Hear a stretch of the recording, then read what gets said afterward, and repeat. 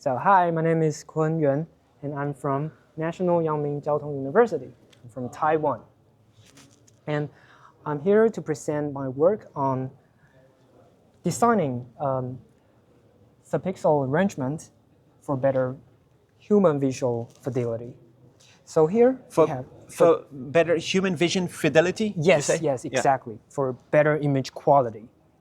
So here we have the simulation process. We simulate how images are displayed on the screen and how humans would perceive those images on the screen. All right? And our optimization process is based on this simulation. So we apply this simulation process to the subpixel arrangement we want to optimize. And we compared it with an ideal one. And by ideal, I mean this image is produced by an ideal subpixel arrangement. So you can see it's all white. And white is RGB overlapping each other. So this is ideal. And we want our model to learn how we can arrange this subpixel layout so that it produces better perceived image quality, similar to the ideal ones. And in results, we get something like this. This is our proposed subpixel arrangement. You can see, if you look closely, it has the best quality. Can you take your badge off? Just 1 second. Yeah. Just to take it off. Take it off, yeah. So I'll try to ask, how difficult is it to rearrange subpixels layout? Yeah, so traditionally, people do it manually. We design subpixel layout manually. And our method is innovative because we do it automatically. Like we don't use human to design where to put these subpixels.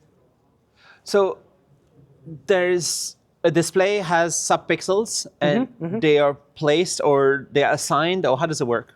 Like, and how could it be automatically done? Yeah, so traditionally we see RGB like this, RGB stripes. Just next to each other. Yeah, but here we are using, well, the model fully determined how to put these subpixels. It fully determines by your algorithm. Yes, we minimize the LPIPS loss. So this loss represents how two images are similar to each other. So we want our method, like our proposed arrangement, has the best quality. So it has to be similar to the ideal image. So when the loss is low, these two are close. So these are similar to the ideal one. So it has better quality. And the subpixel layout that's proposed right here, is it optimal for any image type? Doesn't matter? Or is there some different? Yeah, perfect question. So we use 2,000 images, all natural images for training, for optimization. So it's good on this 2,000 image data set. But here we're using a test pattern. It's not included in our data set. And it still performs the best. Nice. So it works with it's a good selection of 2,000 images you have. Yeah, it's all natural images. Natural, what does that mean? Oh, natural means it's not text. It's what you take from things. Things, yeah. Or you have all kind of colors. All right. Yeah. But still, I'm wondering. Yeah.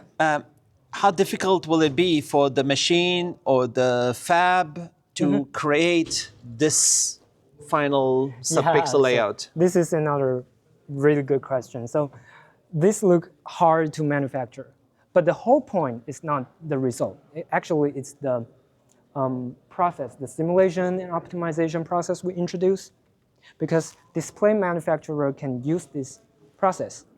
We have this in patent, and they can use this as like a matrix to compare their display to the existing one. So we introduce an innovative method of simulation and optimization. And we can add further constraints to let the model result in something more like easier to manufacture. Is it possible that a fab in the future just bloop makes the best version out of the fab and just makes it? Sorry. the subpixel layout, like when the next future factory of display, somehow it's able to follow your algorithm and make exactly this subpixel yeah, layout. maybe in one day when the fabrication technology improve, they can make this. But so far, it's impossible to manufacture. Maybe for microLED, where all the pixels are blue or something, and you have the quantum dot pattern on top, you could follow your design for the pattern. Yeah, and I don't know if that's a good idea or not. yeah, so all the thing you can think of, we can add constraints to that. So if the manufacturer want to make something particular, we can add constraints. All right. Is it fun to work on this? Yeah, it's. You can see my email. I won the degree, so I have to do this project. You have to. Yeah, I have to for graduation, and yeah, it's fun to do this.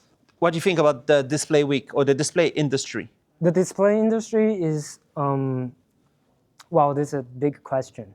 So we have a lot of innovative things, like in iZone, we saw something traditionally, one LED can produce only one color. But what I saw today, they make a single LED can produce different colors. I mean, that's innovative, and it's changing all the time. You can imagine how it would change in the future.